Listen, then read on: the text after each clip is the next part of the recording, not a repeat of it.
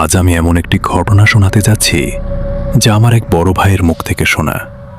তিনি দাবি করেছিলেন ঘটনাটি বাস্তব, তবে সত্য মিথ্যা আল্লাহই ভালো জানেন।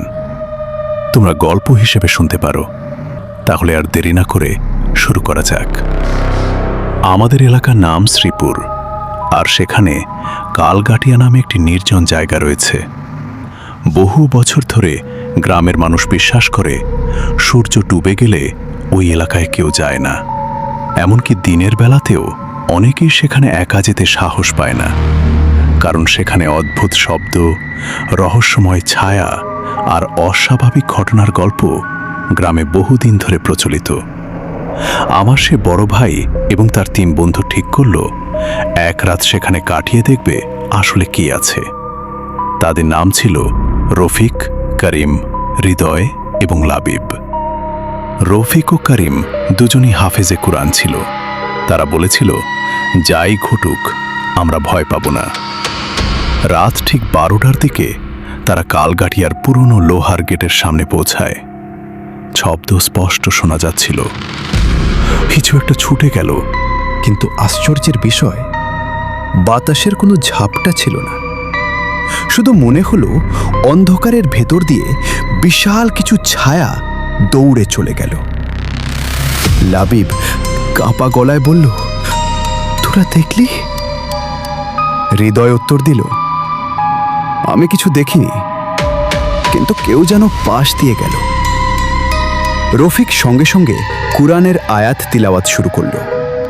করিমও তার সঙ্গে যোগ দিল। কয়েক সেকেন্ডের জন্য সবকিছু আবার শান্ত হয়ে গেল। তারা সাহস করে গেট খুলে ভেতরে ঢুকল। গেট বন্ধ হওয়ার শব্দটা এমনভাবে প্রতিধ্বনিত হলো যেন পুরো জঙ্গল কেঁপে উঠল।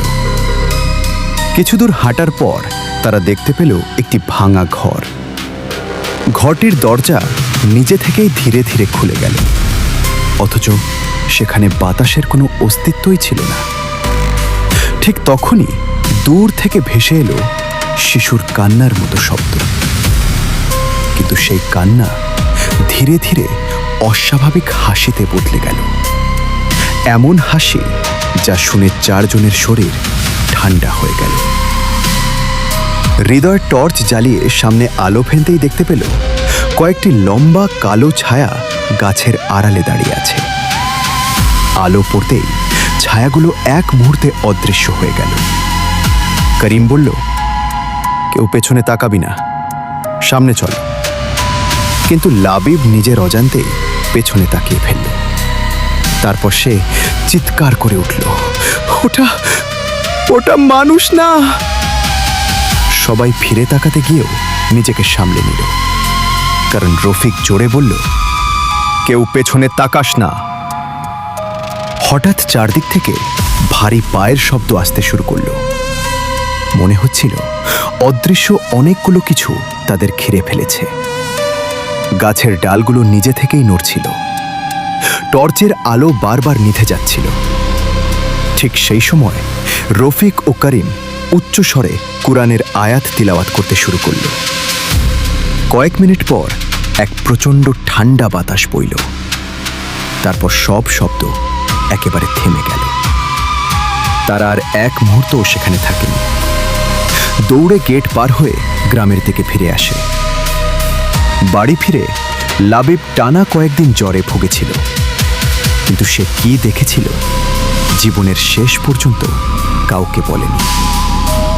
আজও নাকি রাত গভীর হলে কালগাটিয়ার সেই পুরনো গেটের